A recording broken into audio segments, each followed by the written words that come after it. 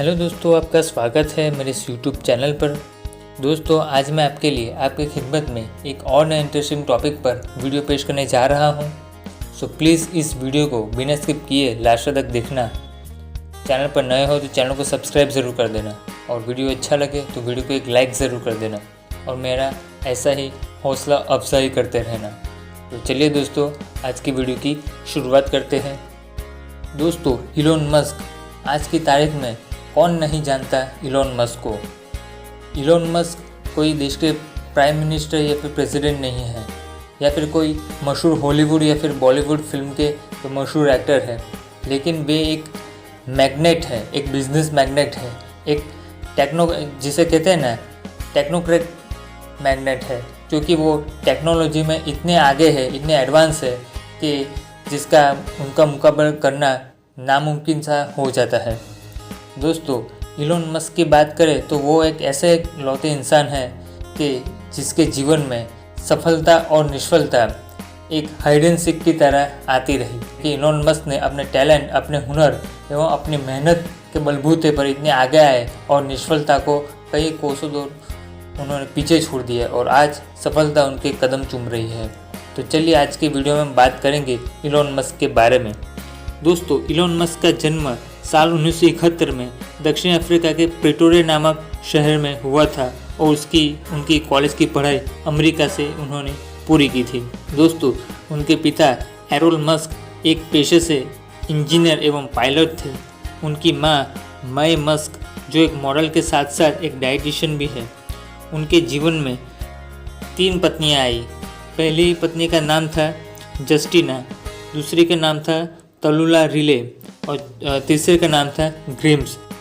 Elon Musk को अपने 3 पत्नियों से उन्हें 7 संतानों की प्राप्ति हुई है। परिवार की बात करें तो उनके एक भाई है, उसका नाम है किम्बल मस्क।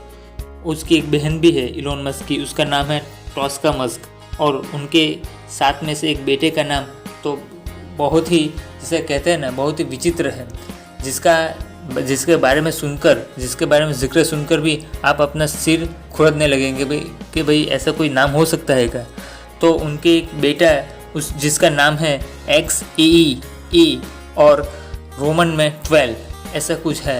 ये नाम सुनकर आप भी ज़रूर चौंक गए होंगे और उसके बेटे के नाम से आप अनुमान लगा सकते हो कि इलोन मस्क कितने अतरंगी इंसान होंगे। दोस्तों, उन्होंने यानी कि इलोन मस्क ने 9 साल की उम्र में पूरा एनसाइक्लोपीडिया ब्रिटानिका पढ़ लिया था। इसलिए हम ये कह सकते हैं कि इलोन मस्क बचपन से ही काफ़ी टैलेंटेड एवं काफ़ी ब्रिलियंट थे। उन्होंने 12 साल की उम्र में ब्लास्टर नामक एक वीडियो गेम भी बना डाली थी, जो उन्होंने उसको एक कंपनी को तकरीबन $500 में बेच दिया था। और यह ब्लास्टर गेम उन्होंने कोमोडोर VIC-20 नामक कंप्यूटर से बनाई थी।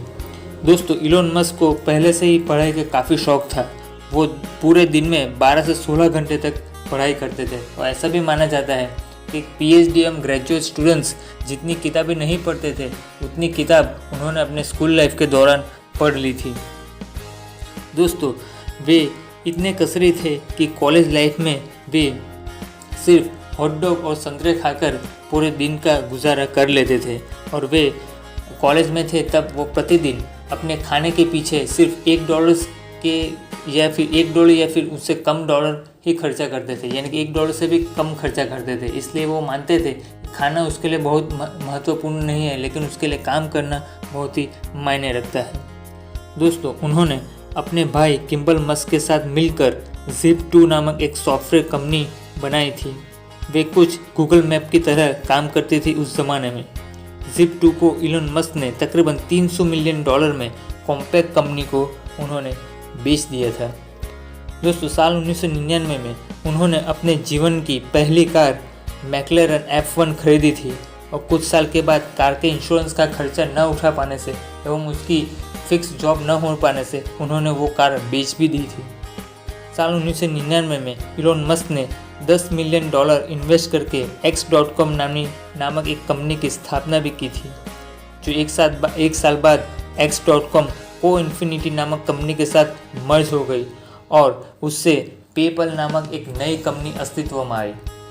जिस तरह से हम हमारे हिंदुस्तान में जब दौर था पेटीएम का से 10 साल पहले, जो एक ऑनलाइन पेमेंट एप्लीकेशन थी, और ऑनलाइन पेमेंट एप्लीकेशन या फिर उसके रिलेटेड सर्विस प्रोवाइडर करने वाली कंपनी थी, जो आज में उसका इतना दबदबा नहीं है। लेकिन आज भी पेपल का दबदबा अमेरिका में पेटीएम जितना ही है। जो डिजिटल पेमेंट सर्विस प्रदान करने वाली यह पेपल अमेरिका में नहीं सिर्फ लेकिन बल्कि पूरी दुनिया में इतनी वर्ल्ड फेमस है। दोस्तों, सन 2002 में ईबे ने पेपल को तकरीबन $1.5 मिलियन में खरीद लिया था, जिससे इलॉन मस्क का हिस्सा $55 मिलियन जितना था उसके अंदर। दोस्तों, सन 2008 में वे यानी कि इलॉन मस्क टेस्ला के सीईओ बने। स्पेसएक्स नामक कंपनी है, उसमें भी वो सीईओ बने। न्यूरालिंक के वे सीईओ हैं। सोलर सिटी के वे चेयरमैन हैं। और ओपन एआई का मतलब है आर्टिफिशियल इंटेलिजेंस, ओपन एआई नामक कंपनी के वे को चेयरमैन हैं। और ये वो यानी कि इलॉन मस्क स्पेसएक्स के फाउंडर भी हैं। दोस्तों, इलॉन मस्क ने यूनिवर्सिटी ऑफ पेंसिल्वेनिया से फिज़िक्स में बैचलर की पढ़ाई की थी और वॉर्टन स्कूल ऑफ बिजनेस से उन्होंने इकोनॉमिक्स में बैचलर की डिग्री हासिल की थी। यानी कि उनके पास दो डिग्री है, वो भी अलग अलग स्ट्रीम की। एक डिग्री है साइंस स्ट्रीम की और दूसरी डिग्री है कॉमर्स स्ट्रीम की। उनकी बात करें तो इलॉन मस्क ने अपने चचेरे भाई की कंपनी सोलर सिटी में इन्वेस्ट किया और बहुत ही कम समय में सोलर सिटी यूएस की दूसरे सबसे बड़ी सोलर कंपनी यानी कि रिन्यूएबल एनर्जी सेक्टर की सबसे बड़ी, यानी कि सबसे बड़ी तो नहीं कह सकते लेकिन दूसरे नंबर की सबसे बड़ी कंपनी बन गई। और 2013 में उन्होंने सोलर सिटी को टेस्ला में विलय कर दिए। दोस्तों, इलॉन मस्क ने साल 2014 में उन्होंने हाइपरलूप नामक कंपनी की स्थापना की। दोस्तों, हाइपरलूप की बात करें तो एक ट्रेन जैसी होती है, लेकिन जिस तरह से ट्रेन के जो हम बात करें, कोई ट्रेन है उसके अंदर 10 या 12 डब्बे हैं। अगर आपको मान लो कि भाई दिल्ली से कानपुर जाना हो तो पहला इंजन चलता है, उसके बाद 12 डब्बे उस इंजन के पीछे चलते हैं। लेकिन हाइपरलूप में ऐसा बिल्कुल भी नहीं होता। उसमें ट्रेन के डिब्बे के जरा जो होते हैं उसको हम बोलते हैं पॉड। उस पॉड में क्या होता है कि भाई 10 पॉड होते हैं तो उसके एक टनल होती है। उसको रेलवे ट्रैक पर नहीं दौड़ाया जा सकता, लेकिन उसके लिए एक टनल होती है। बहुत ही लंबी सुरंग टाइप एक टनल होती है। उसमें से एक सिरे से लेकर दूसरे सिरे तक जाने के लिए पूरी ट्रेन नहीं दौड़वाते, उसमें से सिर्फ एक पॉड ही उसमें से पास आउट होता है। और ये पॉड पहले जो स्टार्टिंग पॉइंट है उससे जो डेस्टिनेशन निर्धारित किया है वहाँ तक पहुँच ना जाए तब तक वो दूसरा पॉड वहाँ से हम भेज नहीं सकते। और ये बात करें कि हाइपरलूप के इस पॉड की जो बात करें, उसकी स्पीड, उसकी रफ्तार की बात करें तो वो तकरीबन 1200 किलोमीटर प्रति घंटे की रफ्तार से वो ट्रैवल करता है। कंपनी है हाइपरलूप कंपनी। उन्होंने पहला पॉड उन्होंने इस तरह से उस टनल के ज़रिए जो पास आउट किया था वो सैन फ्रांसिस्को से लेकर लॉस एंजलिस तक दौड़ाया था। उनकी दूरी इस हाइपरलूप के पॉड ने सिर्फ 90 मिनट में तय की थी। इससे आप पता चल सकता है कि वो कितनी हाई स्पीड ये हाइपरलूप कंपनी के पॉड यानी कि एक हाई स्पीड ट्रेन से कम नहीं है ये हाइपरलूप। दोस्तों, उनकी एक कंपनी है ओपन एआई, जो एक आर्टिफिशियल इंटेलिजेंस रिसर्च लैब है। ओपन एआई कंपनी के इलॉन मस्क को फाउंडर थे। और ओपन एआई की बात करें तो वो एक नॉन प्रॉफिट एआई यानी कि आर्टिफिशियल इंटेलिजेंस रिसर्च एक ऑर्गेनाइजेशन है। दोस्तों, उनकी एक दूसरी कंपनी है न्यूरालिंक। तो न्यूरालिंक एक न्यूरो टेक्नोलॉजी के आधारित ये कंपनी है। और उसकी बात करें तो वो जिसकी स्थापना भी इलॉन मस्क ने ही की थी, जिसमें implantable brain machine interface develop किया जाता है और जिसका हेडक्वार्टर सैन फ्रांसिस्को में है। दोस्तों, न्यूरालिंक की बात करें तो उसके फ्यूचर प्रोजेक्ट्स की बात करें तो इलॉन मस्क न्यूरालिंक के ज़रिए वो माइक्रोचिप बनाएंगे जो इंसान के दिमाग में वो डालेंगे, तो जिससे इंसान अपने मन के तरंगों से हर काम आसानी से कर सकेगा। दोस्तों, उन्होंने बंदर के दिमाग में भी ऐसी चिप उन्होंने इंस्टॉल की थी, जिसकी बदौलत बंदर अपने दिमाग की तरंगों से वो वीडियो गेम भी खेल सकता था। 2-3 साल पहले ऐसा कुछ न्यूज़ में भी आया था। इससे पता चलता है कि वो कितने फ्यूचर ओरिएंटेड इंसान हैं इलॉन मस्क। दोस्तों, द बोरिंग कंपनी भी इलॉन मस्क की ही कंपनी है। The boring company infrastructure tunnel का निर्माण करती है और 2016 में इलोन मस्क ने इस कंपनी की स्थापना की थी। दोस्तों, अमेरिका में ट्रैफिक की समस्या भी हिंदुस्तान से कम नहीं है। उस ट्रैफिक की समस्या से इजाद पाने के लिए इलोन मस्क ने ट्रैफिक की समस्या से वो उब गए थे, उससे इजाद पाने के लिए उन्होंने यानी कि इलोन मस्क ने ये द बोरिंग कंपनी नामक एक टनल निर्माता है यानी कि टनल प्रोटोटाइप का निर्माण करने वाली ये कंपनी की उन्होंने स्थापना की है। दोस्तों, इलोन मस्क के इंटेलिजेंस के बारे में बात करें तो उनकी बुद्धिमत्ता यानी कि इंटेलिजेंस का जो माप होता है आईक्यू की बात करें तो इलोन मस्क का आईक्यू लेवल है 155 पॉइंट्स, जिससे वो rarest of the rare genius category में वो आते हैं। दोस्तों, हम कहते हैं ना कि भाई सचिन तेंदुलकर लाखों में एक है, लेकिन इलोन मस्क जैसा ब्रिलियंट इंसान वो करोड़ों में एक होता है। जिस तरह से हमारे हिंदुस्तान में स्वामी विवेकानंद थे, वो इतने ब्रिलियंट थे तो सिर्फ वो एक बार किताब पढ़ लेते थे तो पढ़ने के बाद पूरी किताब फाड़ देते थे, क्योंकि एक ही बार पढ़ने से वो रट्टा तो नहीं मार सकते, लेकिन पूरे का पूरा जो ज्ञान होता है वो आत्मसात कर लेते थे। वैसे ही बात करें तो इलोन मस्क 21वीं सदी के वे स्वामी विवेकानंद भी कहला सकते हैं अमेरिका के। दोस्तों, रॉकेट बनाने वाले कंपनी स्पेसएक्स के सीईओ के तौर पर वे $1 से भी कम सैलरी लेते हैं। दोस्तों, इलोन मस्क ने की बात करें तो वो बिजनेस में इतने एक्टिव है, लेकिन उन्होंने हॉलीवुड में भी इतने एक्टिव हैं। दोस्तों, उन्होंने Iron Man 2, Transcendence, the Simpsons, the Big Bang Theory, Rick and Morty जैसी 11 टीवी सीरियल एवं फिल्म में उन्होंने गेस्ट अपीयरेंस के तौर पर उन्होंने अपना रोल निभाया। दोस्तों, उनका एक खुद का स्कूल है, छोटा सा स्कूल है, उनका नाम है एड एस्ट्रा नाम का अपना एक खुद का छोटा सा स्कूल भी है। उस स्कूल में वे अपने 7 बच्चों के अलावा स्पेसएक्स में काम करने वाले हर एम्प्लॉयज़ के बच्चे को भी वे पढ़ाते हैं। दोस्तों, इलोन मस्क की ये ख्वाहिश है कि वे साल 2050 तक 10 लाख लोगों को मंगल पर भेजकर वहां इंसानों की बस्ती बसाना चाहते हैं। इलोन मस्क ने किताबें पढ़ कर उन्होंने रॉकेट साइंस की कोई फॉर्मल पढ़ाई नहीं की थी, लेकिन उन्होंने किताबें पढ़ कर उन्होंने गूगल पर रिसर्च कर उन्होंने रॉकेट साइंस की पढ़ाई की थी। इलोन मस्क के पास वैट नेल्ली नामक जेम्स बॉन्ड कस्टम कार भी है। दोस्तों, इलोन मस्क दुनिया के सबसे बड़े अमीरों की लिस्ट में वो हमेशा 1 से 3 नंबर पर ही आते हैं, लेकिन आपको जानकर ये ताज्जुब होगा कि वो इतने अमीर होने के बावजूद भी उनके पास अपने को खुद का घर नहीं है, इसलिए वो आज भी ऑर्डिनरी एक मॉड्यूलर घर में रहते हैं। दोस्तों, मॉड्यूलर घर ऐसा होता है कि जिसको वो फोल्ड भी किया जा सकता है और एक स्थल से दूसरे स्थल तक हम ले भी जा सकते हैं। दोस्तों, इलोन मस्क ने रीयूजेबल रॉकेट का कंसेप्ट इंट्रोड्यूस किया था। इससे पहले वे 3 बार अपने फाल्कन 1 नाम के रॉकेट को पृथ्वी की ऑर्बिट तक पहुंचाने का उन्होंने प्रयास किया था, लेकिन वो 3 बार इस प्रयास में असफल रहे, जिसके बदौलत उनकी कंपनी स्पेसएक्स कंगालियत की कगार पर आकर खड़ी हुई थी। उनकी जो फंडिंग करने वाली जितनी भी एजेंसीज है उन्होंने फंड देने से मना कर दिया। उसके दोस्तों ने भी उनको मदद करने के लिए मना कर दिया था, लेकिन उन्होंने चौथी बार ट्राई करने को कहा तो उन्होंने फंडिंग एजेंसी ने कुछ रहम आकर इलोन मस्क को फंड दिया और चौथी बार में वे काफ़ी सफल रहे और उन्होंने रीयूजेबल रॉकेट का कंसेप्ट इस्तेमाल करके पूरी स्पेस इंडस्ट्री को चौंका दिया था। इससे पहले वो रूस भी गए थे। उसका मकसद था कि रूस की जो पुरानी बैलिस्टिक मिसाइल से उसकी जो डिज़ाइन को मॉडिफाई करके वो उसका रॉकेट के तौर पर इस्तेमाल करके उसको ऑर्बिट में भेजेंगे, लेकिन रूसी अधिकारियों ने उसके साथ नेगोशिएशन करने से ही मना कर दिया था, इसलिए वो रूस से काफ़ी खफा भी हुए थे। दोस्तों, उनकी बात करें तो इलोन मस्क प्रतिदिन 17 से 18 घंटे काम करते हैं और उसकी बात करें तो वो कभी कभार इतने काम में मशगूल हो जाते हैं तो कभी कभी वो सोने के लिए घर भी नहीं आते, वो अपनी कंपनी टेस्ला में भी सो जाते थे। दोस्तों, इलोन मस्क इतने अमीर है कि उसकी टोटल नेटवर्थ पाकिस्तान एवं बांग्लादेश की जीडीपी से भी काफ़ी ज़्यादा है। वे स्पेस इंटरनेट प्रदान करने वाले वो पहले ऐसे बिजनेसमैन होंगे और उनकी company Starlink space internet provide करेगी।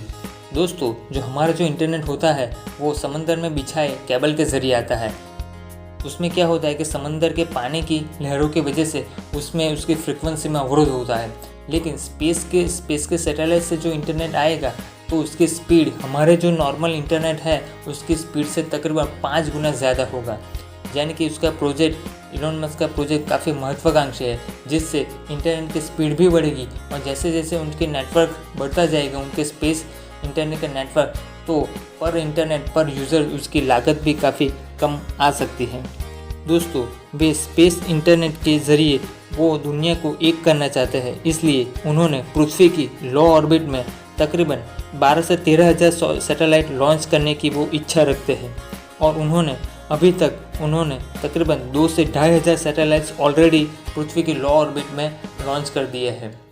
उनके इस महत्वाकांक्षी प्रोजेक्ट से काफ़ी वो जेलस होकर जो जेफ बेजोस थे, उन्होंने फेडरल ट्रेड कमीशन में इलोन मस्क के खिलाफ एक याचिका भी दायर की थी, एक केस भी फाइल किया था कि अगर वो इलोन मस्क पृथ्वी के लो ऑर्बिट में 12 से 13 हज़ार सैटेलाइट्स लॉन्च कर देंगे तो वो ब्लू ओरिजिन के जो सैटेलाइट्स है, जेफ बेजोस अपने सैटेलाइट को कहाँ लॉन्च करेगा, उसके रिलेटेड केस भी, एक मुकदमा भी इलोन मस्क के खिलाफ और जेफ बेजोस ने दायर किया था। दोस्तों, इलोन मस्क ने 3 देशों की सिटीजनशिप हासिल की है, उनमें साउथ अफ्रीका, कनाडा और यूएस यानी कि अमेरिका, ये 3 देशों शामिल है। दोस्तों, इलोन मस्क वो क्रिप्टो करेंसी के बहुत ही भारी समर्थक है। वे बिटकॉइन एवं डॉज कॉइन के तो काफ़ी दीवाने हैं। उनकी एक ही ट्वीट, उसकी बात करें इलोन मस्क की एक ही ट्वीट से पूरे क्रिप्टो मार्केट में उथल पुथल मच जाती है। दोस्तों, हाल ही में इलोन मस्क ने माइक्रो ब्लॉगिंग कंपनी ट्विटर को $44 बिलियन में खरीद लिया। दोस्तों, ट्विटर के जो सीईओ थे पराग अग्रवाल, जो हिंदुस्तान के थे, उसके पहले इलोन मस्क ने पराग अग्रवाल की टैलेंट की काफ़ी तारीफ़ की थी, लेकिन उसके बाद ट्विटर को यानी कि इलोन मस्क की कंपनी जो टेस्ला है वो ट्विटर को जबरन वो टेक ओवर करना चाहती थी। तब ट्विटर के मैनेजमेंट बोर्ड ने इलोन मस्क को ट्विटर को जबरन खरीदने से रोकने के लिए पॉइजन पिल का भी इस्तेमाल किया था।